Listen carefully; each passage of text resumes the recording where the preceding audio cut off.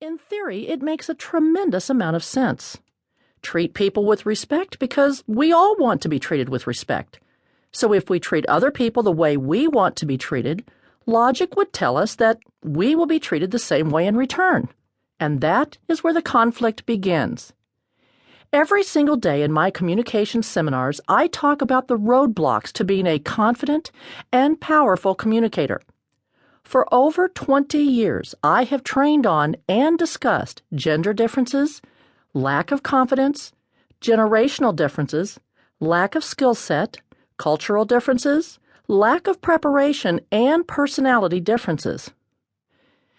Clearly, each one of these areas can create conflict or drive wedges between people and prevent them from being able to have calm, rational, respectful, and effective communications with other people.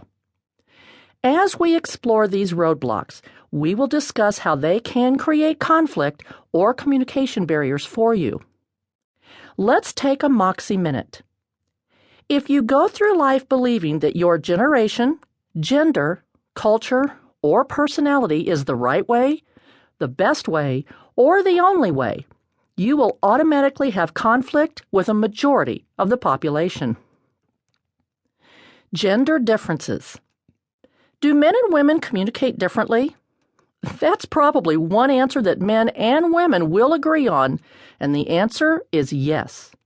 This is not a new theory. John Gray brought the gender differences to light when he taught the whole world that men are from Mars, women are from Venus. Quite frankly, that phenomenon has not changed over the decades. These differences especially hold true when it comes to the way the genders communicate through conflict. Take, for example, John and Bob, who are peers in a corporate environment. John delivers a presentation to the board of directors, and right in the middle of it, Bob starts interrupting and pointing out errors in John's presentation. Of course, this puts John in a very embarrassing and uncomfortable position. After the meeting is over, John stops by Bob's office to chat with him about how it went. "Bob, I really appreciated the thoughts you shared during the meeting. You made some valid points. I have to be honest and tell you that I didn't appreciate you sharing those points during my presentation and in front of the board. I do have a suggestion, though. In the future, what would you say to getting together with a pot of coffee in my office and going over presentations before the meeting so I can make the appropriate changes and corrections in advance?" Bob's response? "Sure." Then John says, "Great. By the way, are we still on for golf Saturday morning?" That's it. Done. Issue addressed, solution presented and accepted, golf scheduled. Now, I realize that each situation could vary, but the point I'm trying to make is this. For the most part, men address their concerns head on. They go directly to the person, express their concern, and then, when it's over, they go play golf, get a beer, go to the races, or grab lunch. I wish I could say the same about women, but alas, I cannot. When women have an issue with Bob, most women will talk to everyone about the issue except Bob. As a result, we are viewed as a gossip or pot stirrer, and the chance of the issue being resolved is greatly diminished. To make matters worse, we won't let it go. We pass that grievance down through our lineage.